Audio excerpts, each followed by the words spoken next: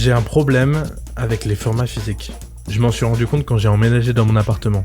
Alors que je savais que j'avais beaucoup de mangas, je pensais clairement pas avoir autant de DVD. Lorsque je me suis rendu compte de tout ça, je me suis posé une question.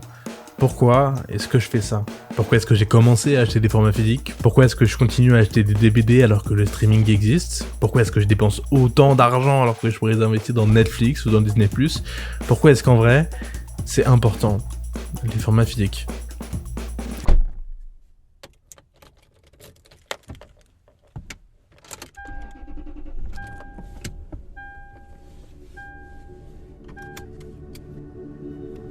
Je pense qu'un de mes souvenirs les plus lointains se déroule en voiture. On partait tôt. Il faisait encore nuit. Je pensais pendant longtemps que la lune nous suivait pendant qu'on roulait. Ce jour-là, elle évite d'aller dormir afin de laisser sa place au soleil.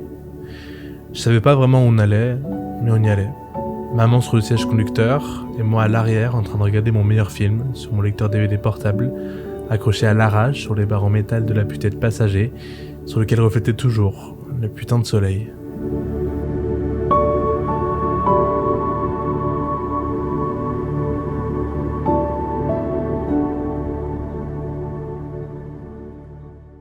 Ce DVD que je regardais en boucle, je l'ai toujours. Et malgré le fait que mes goûts en termes de cinéma ont grandement changé, je suis heureux de toujours avoir ça. Plus qu'un film, c'est surtout une œuvre qui a marqué une période de ma vie.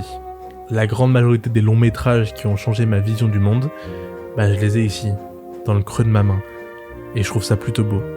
Déjà parce qu'ils m'appartiennent complètement, mais aussi parce qu'il m'est aisé de les partager.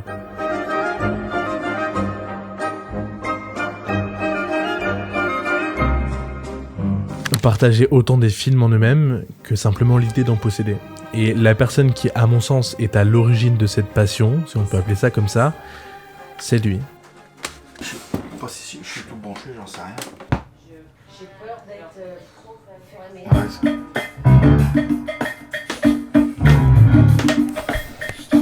Écoute bien. Ça c'est des 45 tours normaux. Ça. Encore en CD. Je sais pas quoi faire tout ça. T'as le compte ? Non. Après.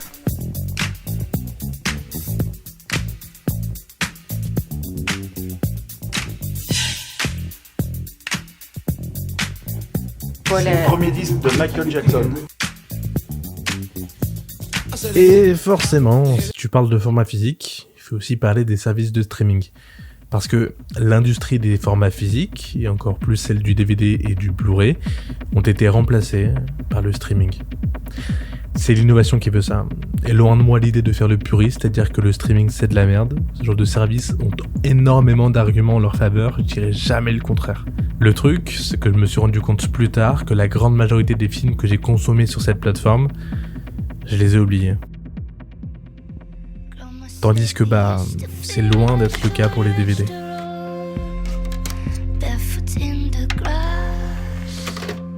Au contraire, il y a encore plus autour de cette simple boîte en plastique. Beaucoup. Plus.